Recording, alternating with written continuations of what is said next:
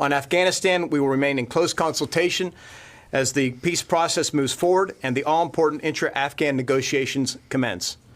I reiterated to Secretary Wallace that the entire process will be conditions-based, and we will retain in Afghanistan the necessary capabilities to protect our service members and allies and support the Afghan security forces. We will also ensure that any drawdown of U.S. forces is aligned with commensurate reductions by the U.K. and our other partners. We had a candid discussion about the path ahead for the UK's 5G decision and agreed to work together to further reduce Huawei's presence in telecom infrastructure. The first visit here is Defense Secretary. We will still be working together as the United States pivots towards Asia-Pacific. We understand the threats that emanate from China. We don't take those threats lightly.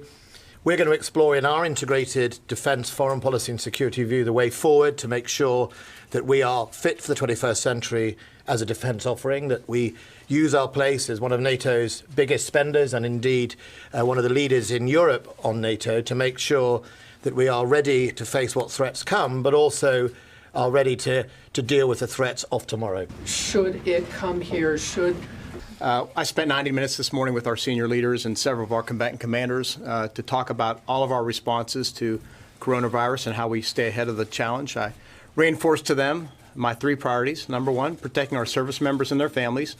Number two, safeguarding our mission capabilities. And then number three, supporting the interagency. And I'm assured by them they feel confident that they have all the authorities that they need, and we're continuing to push more and more resources their way as they need them. We went to Afghanistan. We did so to try and get peace.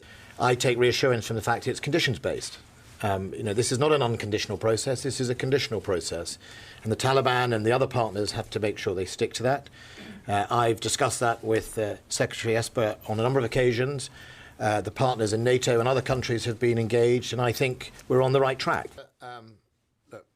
My colleagues, the US, the values it supports, its symbolism around the world is incredibly important. And for that to ever leave Europe or for the US to not be interested in the security of Europe would be a big threat for us. I recall the agreement says is we, of course, recognise that sometimes we are going to have to deal with a threat directed at us, potentially on our own or with another ally, and we've taken for granted in the past that somehow the United States will always be able to be there.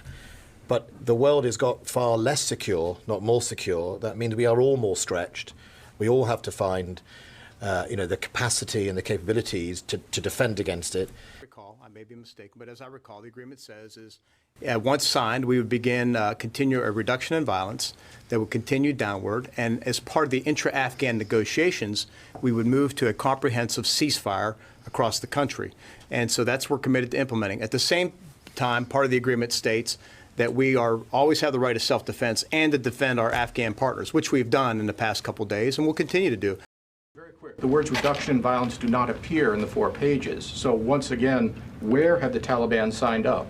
So I'd have to look through it again. There are also 2 implementing arrangements that are not available to the public that addresses things such as the Taliban's counterterrorism commitments and the withdrawal of forces, and it may be in there. I don't have a photographic memory when it comes to agreements. Last question, Sean Kennedy at Channel 4. If we could keep it. If Huawei technology is found in the is adopted by our partners and allies, we're going to have to assess each on a case-by-case basis. I have not yet been told that it's a problem right now with where we stand, but it's something we'll continue to assess, and we're going to continue talking about it as well. But we both understand the threat of Chinese technology in our systems.